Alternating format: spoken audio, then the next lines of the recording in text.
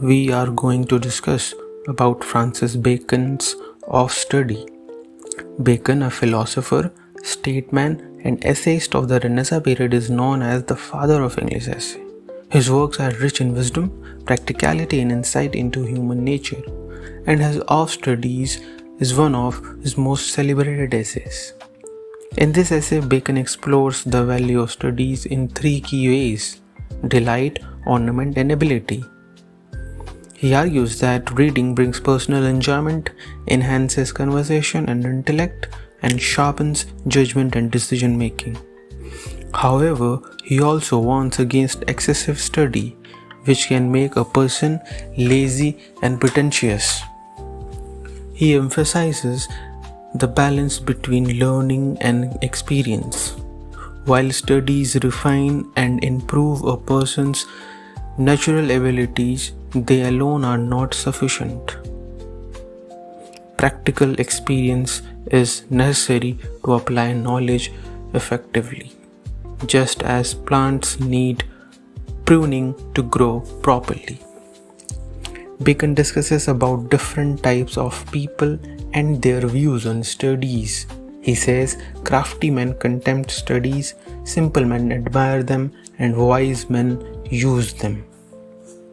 Which means deceitful and cunning individuals criticize studies because they rely on manipulation rather than knowledge.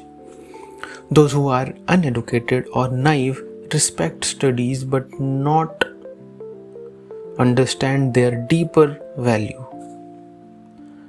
Truly wise people do not just admire or reject studies, they apply their knowledge in practical ways. One should not read just to argue and prove others wrong. One should not read merely for showing off in conversation. Instead, reading should be done with a thoughtful mindset. Bacon suggests that different books should be approached differently.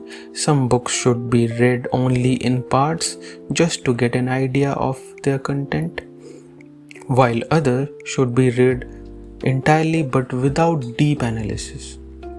A few books, however, must be read with full attention and thorough understanding. In some cases, book can be read indirectly through summaries or extracts prepared by others, but this approach is suitable only for less important topics or shorter works. Relying too much on summaries is not ideal because they often fail to capture the depth and richness of the original text. One of the most famous lines of this essay is, "Reading makes a full man, conference a ready man, and writing an exact man," which means reading helps a person gain knowledge and develop a well-rounded mind. It builds confidence and prepares a person to speak effectively. Writing, on the other hand, improves precision and clarity in thought. If someone writes very little, they must rely on strong memory to retain information. If a person does not engage in discussions, they need to have quick wit to respond intelligently. If they read very little, they must be clever enough to pretend they know what they do not. Bacon says different fields of study shape the mind in unique ways.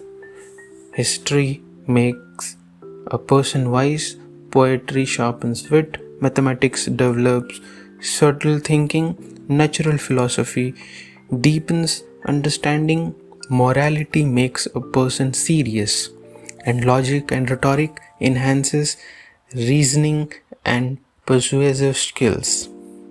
Just as physical exercises help cure specific bodily ailments, intellectual exercises can correct defect in the mind. Bowling benefits the kidneys, walking help digestion, and riding improve the head and legs.